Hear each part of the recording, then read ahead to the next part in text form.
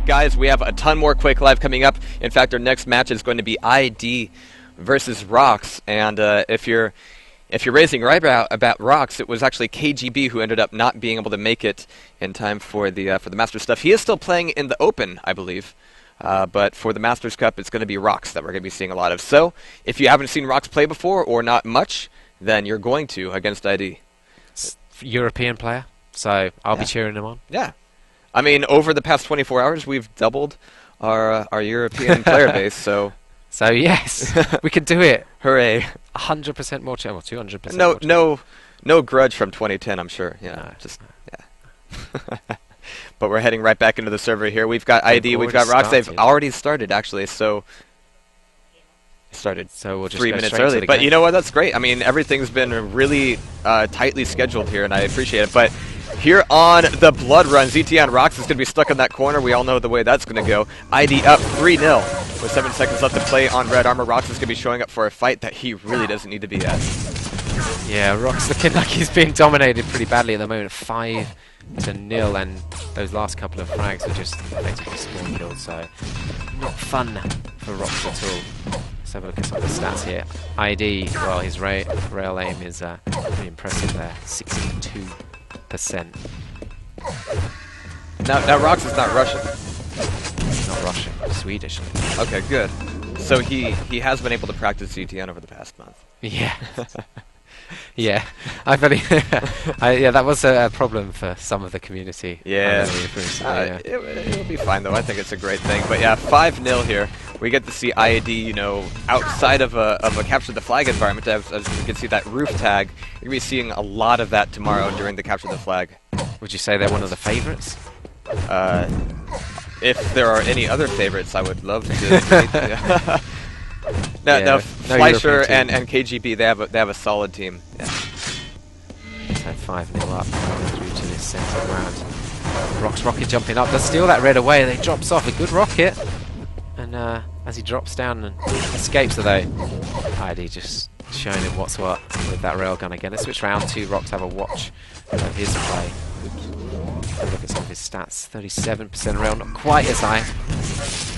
And the size of this map is just so precariously put between having to keep the aggression up to whittle down your opponent's stack until you finally break them, and having to play sneaky and take the damage where you can get it and play ninja like that. I mean, it is right on the edge between encouraging one or the other playstyle. Yeah. And you see such a mix of playstyles on this map. I mean, most of the time you say, at least, though, that when you're playing, you shouldn't be going into a fight with anything less than maybe 100 armor. Oh, no. That's just basic Quake World rules. Alright, but ID's going to be able to control away this red armor, no problem, dropping down for good timing on Mega, and when you're running the items the way ID is, he's able to delay red armor just long enough to be able to go from one to the other very cleanly, keeping Rox trapped up here in Plasma, and oh, poor Rox can't even get away with the yellow armor. Nice rail, though. He's just going to have to play his rail game, out-rail ID, I think. That'll be my plan. But 7-0 down doesn't look like it's working so well at the moment. It's a solid plan. What rail is he rocking right now? Let's have a look. 35%? Yeah, so I entirely agree. He should leverage that for all it's worth. More importantly, that'll keep him from getting too close too early. But ID's rail is also looking very solid as well. Suffice to say. Yeah. Nice shot there. He's going to take control of this red again. Well, nice rocket onto the red spot, but ID not too bothered about that. Just going to take this lower route up round to the upper yellow, in fact. And you know you're in a bit of trouble when ID has no problem casually going from red armor to the corner jump pad. Yeah. Jump pads are to be avoided usually. Yeah, yeah. That corner's always been a problem. Whether it's stairs or a jump pad, you just don't want to be there all that often. But yeah, ID, again, just not looking perplexed or stressed out at all. Great LG float. Rox is going to be able to get a grab, but he's not going to be getting it for free. ID doing a ton of damage on his exit there, and following up with that rail. Ah, yeah. Combination of weapons there. 3 different weapons. A little bit of grenade thrown in. Excellent play with ID. Yeah, who needs a link gun? I think Rox, maybe at the moment. Well, maybe if he can get the teleporter too. But yeah, again, ID looking very, very well off right now. Not seeing as much damage out of Rox these past couple minutes, so ID is able to enjoy his stack and leverage it against Rox. And the bigger problem for Rox right now is the fact that ID is also stealing all of his yellow armors. It's something you really depend on when you're the down player on the map. You want to be able to fade from side to side, from teleporter to plasma gun, and be able to take those away. They're the moments people have always got so excited about in the history of Quake, when it's not like the fights, but it's about the tactical control of the map. When a player like Cooler can be controlling both the yellows and the red armor and the mega health at times against some of the top players, and ID's showing what it's about now. And it's just as much psychology as it is by the book timing. Yeah. Keeping your back to one side of the map, making sure that your opponent has to go for 25s, has to go for 50s. That was a decent rocket, and we've got a rail coming out of ID. He pauses just for a moment before going for that red armor and goes, yeah, I need that. I'll take that now. Thanks. Oh dear. Here, have a grenade. It's on the house. So it's 10-0 over ID at the moment. Make that 11 as Rox goes rushing through towards that central lower corridor. Megas will be up in a second for ID. Very comfortable on this map. Rox, I think it was supposed to be in the open though. And got drafted in. Yeah. That's right, yeah, for KGB, right. And actually, I do have this confirmed. This is the first map. Next map will be Furious Heights. And looking at the way Rox is playing, he's looking a little bit stressed out by the way ID is controlling everything. Furious Heights is much more difficult to do that for any long length of time, so that may favor him a bit more. Yeah, you often get a division in the times of two areas, a split where there's an opportunity. And you don't have a horrible, horrible corner in that map like that either. Have you got a name for that corner? Not anything I could see on stream. Not here. Maybe that late night stream. Yeah. Tune in for that. We'll see just how awake we are. ID just spamming those rockets down towards Rox. Just won't let him get around that little staircase corner, in fact. Rox having to back off. They switch around to Rox again. Just give him some airtime. Well, that grenade's about to give him some airtime. But no, he's got some of the right ideas here. He needs to be making sure that he's tossing out rockets on red, not really committing to red like he is here. I mean, he's going to take a lot of damage as soon as ID comes back in the corner. Oh, man, make me eat my words. You have to make the shoutcaster wrong. It's one of the rules, but hey, if that's how Rox is going to get on the scoreboard, that's a great way to do it. Unfortunately, there's 1 minute, 10 seconds left. 11 frags is a tall order. Well, you can say he's got a frag at QuakeCon, so absolutely. Good job. Because we haven't seen his other group games, but... Yeah, and I'm holding my breath for Furious Heights, really. Rox just taking that red armor again. There are only 50 seconds left on this map. He's looking at these rail shots all the time. Let's have a look at some of his stats. 33% rail gun at the moment. He has got a lightning gun hitting 24%. None of these are outrageously high statistics. He hasn't really been putting himself in much of a position to use lightning gun very often, however. He's really been leaning on rockets and rails. But if he's going to be trading rails with ID in these, open fights, he's not going to be coming out on top. Well, there we go again. There we go again. Just needs to make those hits. Now he's back up on red armor, but he's very low on health. So ID down at the bottom of the map, he can grab away LG very quickly. He may have moved back. No, he's actually sticking around for the rail. Just going to be able to get all those hits, making it 13-2. But yeah, I am interested to see how Furious Heights plays out. That should be very educational. Do you know who chose each map? Does it have it on there? It doesn't. Do you want me to guess? Have a guess, yeah. I think Rox is on Furious. Okay. Yeah, that's what I'm going to say as well. Furious Heights. I think we're going to see Rox take this one. Yeah. The Swedish power. I guess it's as close to seeing House of Decay on stream right now. Seeing it in the vote pool. It is in the open tournament, though. It is in the open tournament. I'll have a watch of that then. Yeah. It's always been one of those maps where, like it or not, it's a different flavor for Quake Live. Yeah, it is. It's not... Cool, guys, but we're going to be going over to Furious Heights in just a moment. Both guys probably stood up for just a moment. Putting out the umbrellas for this rainy map. Yeah. Yeah, and without Picnic, we actually get to see some full graphics on. Yeah. Quake Live is kind of pretty, isn't it? It is. It's like a brand new game. You put it on the no Picnic, and suddenly you're seeing images and patterns you've never seen before. I think they're called textures. Textures. Yeah. Wow, incredible invention. Rain and sun shafts. Yeah. Prepare to fight. Alright guys, ID versus Rox, map 2. Here on Furious Sites for QuakeCon 2012 Masters Duel Cup. Here we go. 1. And going live with Rocks. Let's start again, but comes out with that rocket launcher. It's quite a bad spawn for ID in a way, but Rocks not took a bad wrong pop. route. Wow, direct rocket as well. He's going to come out with that red armor.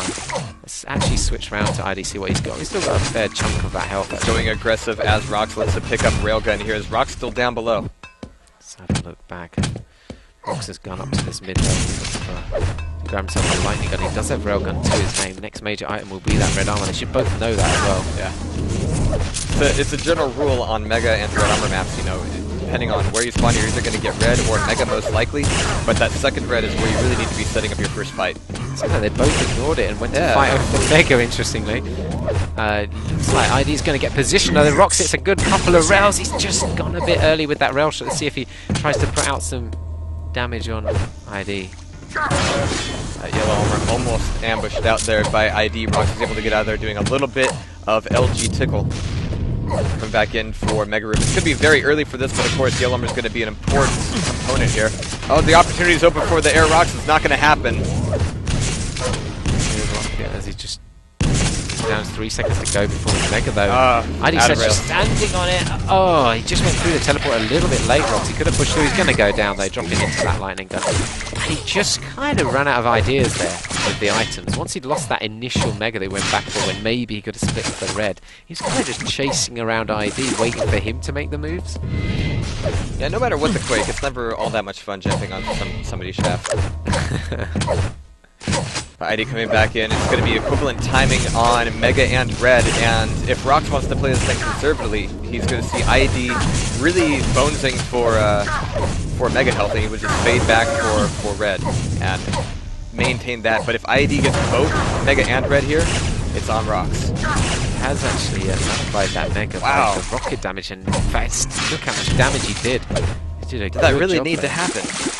I don't know why ID just kind of stood around there and took those rocket shots. He's actually he's not looking too bad now. Let's switch back to Rocks. This could be an opportunity to get in on this Mega. He could challenge this. He doesn't have a railgun, but got around the corner. He goes aggressive. I think he actually surprised ID that actually returned for it. He could jump to this Mega and grab it. Do you think that ID was actually delaying that Red intentionally to create a similar situation, you know, with same timing on both items? Force Rocks into a situation. I mean, the fact that Rocks missed the timing on both items when they were both coming out is very dangerous for him, and if ID can leverage that against Rocks, then this is going to be a bit more of a one-sided match. Yeah. He did just manage to get the spawn right by Red there, Rocks. Has no excuse for not knowing the time of Red on this occasion. Whether he can challenge or not is questionable, but makes his way running forwards with that rocket spam. Red is up on the spot. And ID's going to be moving back on towards Mega. If Rocks is going to be going for Mega. I mean, this is a win-win situation for ID. If Rocks wanted to cross over him and go for Red, then sure, ID gets a free Mega. Otherwise, ID gets everything for free and the frag. Yeah. Rocks just getting a better spawn though. That Red armor managed to grab it again, but he's not in a great position, just stuck in that corner. Has to rocket jump away to avoid taking any damage, because ID did have a railgun there. Let's switch around to Rocks, have a look at what he's like. He's got 100 armor on the board now. Rocket, LG, and Plasma work. We love that railgun. We saw on the first map, a lot of his shots were based on using the railgun. Whether or not he hit a high percentage or not, he was still setting himself up for those shots. Trying to play for an ambush as well. Apparently a little bit antsy over at the Mega, as he thought it was worthwhile to rocket jump over for it to just get in and get out, but he got out with 2 rail scars on his back. Make that a third as he gets stuck down in LG, and ID doesn't need any other weapons right now. 5-zip. That's very CTF, isn't it? Yeah, exactly. 50% rail attacks. He just chases Rocks up that bounce, but he's got him pinned in the corner here. Rocks is going to have to, wow, it's a good rocket, but couldn't quite take advantage of it. Goes for the same shot again, does just miss. He's just going to try and repeat that shot over and over. Why not? And an easy kill in the end for ID. ID coming back around for Mega, and again, ID is technically leaving a lot of opportunities up for Rocks to grab either Mega or Red. But Rocks is so very focused on raining down the rockets and rail spam that he's completely forgetting about Red at this point. Wow, through the grill, takes out that rail shot on Rocks. Yeah, I kind of get the impression he's not as much maybe a duo. I mean, I think On Fire is a team deathmatch clan anyway, so Do you know if he signed up for CTF? I'm not sure. It would be nice if we had a couple of Europeans. Maybe they could make a European team. Yeah. Raid. Cypher. And something else. Can we get another? CZM, he counts, right? Can we get another Cypher? Another Cypher, yeah. or 3 more Cyphers. Yeah, there you go. Dream team.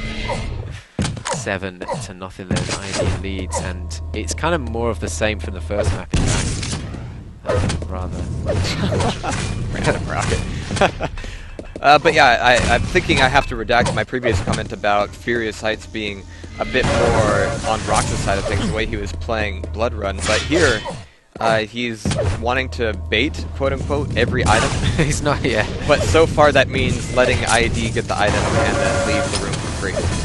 And then have a fight when you're massively outside. And you're like getting caught in corners as well. Corners are safe, aren't they? You can't be snuck up on in a corner. That's a good point. Yeah. He won't be ambushed at least. Oh. Wow, that's a great rail. So close to the pillar edge. That was pixel perfection. 5 seconds till this Mega. As he's in the Mega room, I can't really see how Rox could challenge for this one. And actually, wisely, he doesn't, but the bigger issue is he doesn't have anywhere better to be right now. No yellows on the board, no red on the board, and there's been so many opportunities where, yeah, he could have grabbed red at that point. But now he's actually got himself stuck by LG a little bit, and ID's able to cross it just quickly enough in order to stab back and forth. A lot of damage to Rox there. He's got 17 health. Does manage to survive, but just hitting that rail shot. Here's a second rail shot, second impressive as well. Inevitably, though, he is dispatched. He missed the timing on the Mega, assuming that it was going to come up to save his life. No such luck. It was still 17 seconds away. Yeah. Crossing his fingers, please. So yeah, if Rox relied on the red armor side of the map a bit more and made that more his own, things would be a lot better off for him. I think he'd be winning. Yeah. Oh. Potentially. Yeah, that red's been up quite often. I mean, he's just got spawns by it and he's picked it up for free, and ID's not really been massively focused on it. It's been more... Wow, look at that. In fact, he's been trolling it out with stuff like that. Grenade rail combo, absolutely perfect as well. And now the next major item is the Mega, so I guess ID will just make his way across there pretty comfortably. I expect it to be taken. There it is. Although good lightning gun damage from below by Rox. Whoa, almost teleported. This will actually be really interesting watching how this affects ID seed going into the playoffs. The playoff games are going to be somewhat simultaneous as the keynote and everything, but we're going to pick back up with quarterfinals. And all the playoff games, of course, will be recorded, and we can play those back at will. I mean, we're here at QuakeCon. We might as well cover as much as possible. But yeah, ID is doing a ton of damage here, but he's very railable right now. Roxas needs that one last one, but as I'm sure you've experienced, that last rail is always the hardest one to hit. Pins him up in there. Oh! Quake World style. Right in the top corner. Against, I don't know what it is there, but it stops the motion, and he's always going to die there. That is very nice LG. In fact, look at this, that's 31% lightning gun. And again, utilizing that rail a lot. Yeah, that teleporter does go back up to the top of the map. No, but I'm very glad, he was willing to come back in here. We should be seeing some excellent matches during the playoffs and quarterfinals as well. 14-0. We've only got 1 minute 10 seconds left of this match. In fact, this is the last match we're covering before the keynote.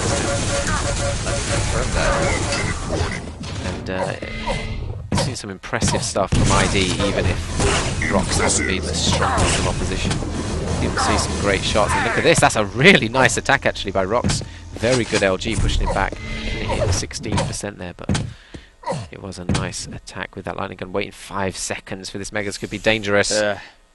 Especially because ID doesn't really have a better place to be right now. But again, ID hasn't been all that stringent on timing the items. He's been letting Rox, go for the bait. And between that and Rox's timing being a little bit off anyway, it's really affected his ability to grab anything at all. 20 seconds left. Looks like ID's going to take this one 2-0. Who else was in the group? In this group with ID and Rox? This is Group C, so Rafa, CZM, ID, and Rox. That's a pretty difficult group for Rox. Absolutely, yeah. Comes all the way from Sweden, and this is how you pay him. You lovely Americans. He was swapped out for KGB, so That's fair, yeah. Oh, well, it looks like they're going to quit straight away before we can see any stats. Yeah. Happy to say that things are going quite swell. Of course, we're aware that there's always more polish that could come around, and we're going to be working on some of that stuff between now and the keynote, the announcements. If you want to hear what id Software has been up to, I'm very curious myself. I am. You're going to be able to check that out live right here at QuakeCon 2012. Whether you're on the Quake Live site, whether you're on the QuakeCon site, you're going to be checking it out. And if you haven't seen John Carmack's keynote before, you're in for a treat. Yeah, get some coffee, get some sort of caffeinated beverage, and make sure you are able to focus as much as possible, because this guy does not stop. And then watch it back later, and you'll get so much more out of it again. Absolutely. It just says so many interesting things. It's well worth I've it. seen a million interviews with John Carmack where the interviewer is, and I hope I don't offend anybody, some idiot who has no idea who he's speaking to or what he's talking about, but he'll ask some inane question about what his favorite color is, and you'll still get this great analytical thesis on the games industry, on where technology is going, on where technology should go according to John Carmack, and 2 years later, you realize he was right after all. Yeah, it is so interesting, and rockets as well. He'll probably talk about rockets. Actually, yeah. Traditionally, he starts segueing into the Armadillo aerospace stuff, which is fascinating. Some of it is over my head, no pun intended. But yeah, definitely worth the watch. So, guys, we're going to go ahead and roll out here and sign off for the moment. But there's going to be a ton of content. This has just been the tip of the iceberg right here at QuakeCon 2012.